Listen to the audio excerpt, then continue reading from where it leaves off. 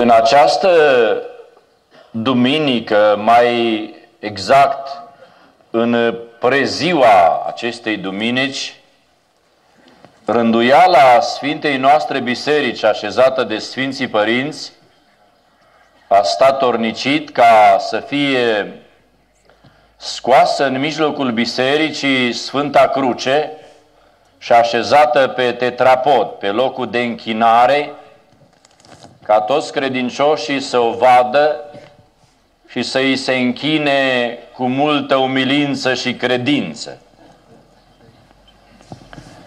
Semnificația acestei zile și acestei duminici și a faptului că Sfânta Cruce este scoasă în mijlocul credincioșilor spre închinare este următoarea. Noi suntem la jumătatea călătoriei noastre duhovnicești. Cei mai mulți dintre noi ținem cu multă sfințenie rânduiala bisericii noastre, așa cum ne-au învățat părinții, moșii și strămoșii noștri și cum ei înșiși au păzit această rânduială. Noi postim împuținând felul de a găti bucatele și simplificându-le. Și anume, în această perioadă nu consumăm bucate de proveniență animală, carne, lapte și ouă, ci produse de origine vegetală, legume, fructe, deci tot ce produce pământul. Toate aceste binecuvântări pe care Dumnezeu le-a sădit spre hrana noastră, legumele și fructele, se dezvoltă prin procesul de fotosinteză, adică frunzele atrag și cresc și copacii rodesc prin lumina care vine de la soare, lumina și căldura soarelui. Când noi consumăm acest fel de bucate în perioada postului, înseamnă că ne hrănim cu lumină, cu mai multă lumină. Și deodată, în această perioadă, ne schimbăm, ne transformăm. Felul de a fi, felul de a gândi, felul de a ne comporta, felul de a ne relaționa între oaltă și cu Dumnezeu, ziditorul și făcătorul nostru. Împuținăm hrana biologică și înmulțim hrana spirituală, hrana teologică. Adică împuținăm felurile de bucate și chiar de post fiind, consumăm mai puțin, reducând în acest fel preocuparea doar pentru cele pământești, doar pentru cele necesare traiului. Împuținăm alergătura și timpul pe care ar trebui să-l pierdem preocupându-ne de mâncare și băutură, îl închinăm lui Dumnezeu. Frecventăm mai des biserica.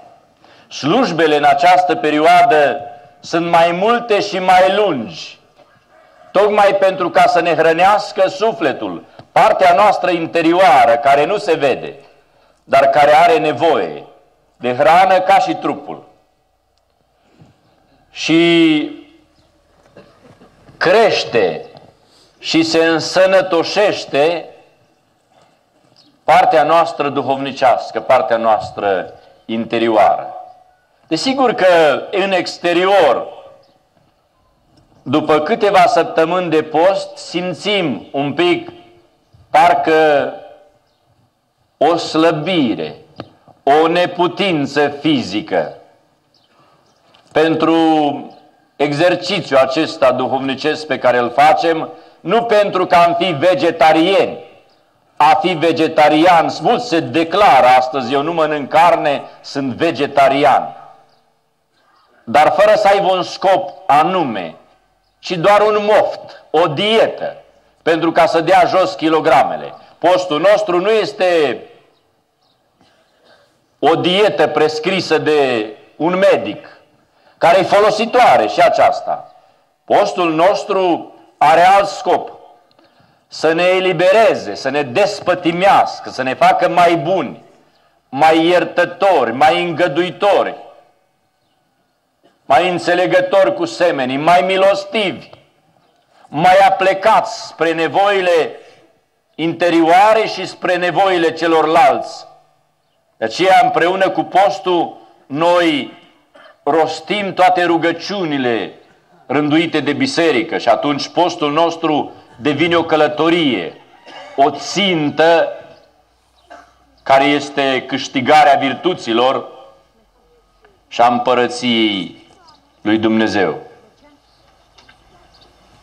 În această perioadă, la 3 săptămâni deja, noi simțim puțin istovirea, simțim parcă fizic că am slăbit și ca să ne dea putere și tărie și să ne redea voința și credința, biserica așează în centru Sfânta Cruce. De ce?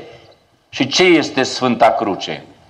Este altarul de jertfă a Mântuitorului, pe care s-a răstignit Hristos, pe care a purtat-o pentru noi pe dealul Golgotei, a dus-o în spate și s-a răstignit pe ea și a vărsat Sfântul Sânge pe lemnul crucii ca să spele păcatele tuturor oamenilor.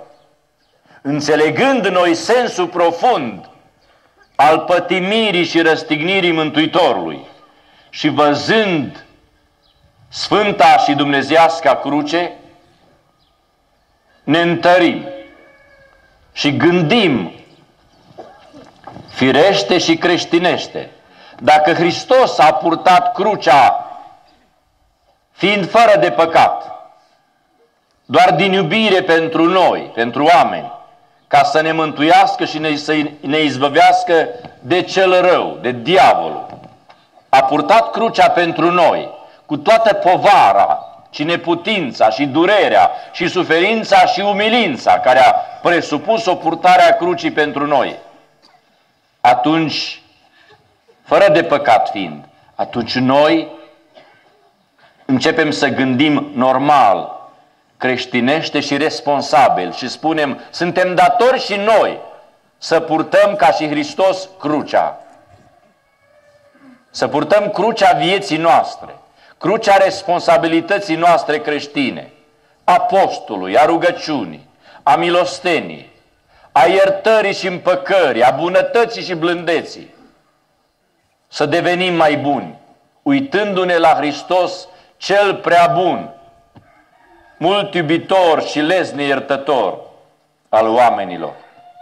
Și ajungem în acest fel și noi pe vârful muntelui, pe Golgota, împreună cu Hristos. La cele 3 săptămâni suntem pe culme. Și vedem de aici, de pe culme, razele sfinte și binecuvântate ale învierii Domnului.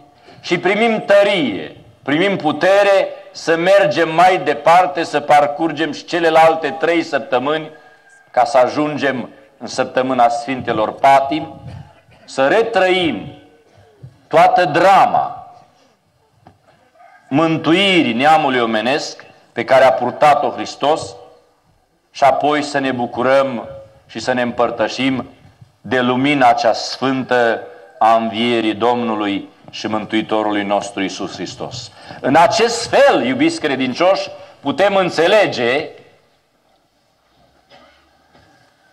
mesajul și chemarea Mântuitorului din pericopa evanghelică de astăzi, din Duminica a treia, care spune așa: cel ce voiește să vină după mine, să se lepede de sine, să-și ia crucea și să-mi urmeze mie. Noi purtăm propria noastră cruce, dar o purtăm după modelul lui Hristos. Și n-am putea să o purtăm dacă nu ne-ar întări Hristos și dacă nu ne-ar fi de ajutor. Și nu putem să purtăm crucea dacă nu înțelegem sensul ei, binecuvântarea și slava pe care o aduce. Pentru că Hristos a numit patimile, crucea și moartea Lui slava pe care urma să se întâmple în Ierusalim pe Golgota. Prin cruce s-a preaslăvit Hristos și a devenit biruitor asupra păcatului omenirii întregi, asupra diavolului, a iadului și a morții.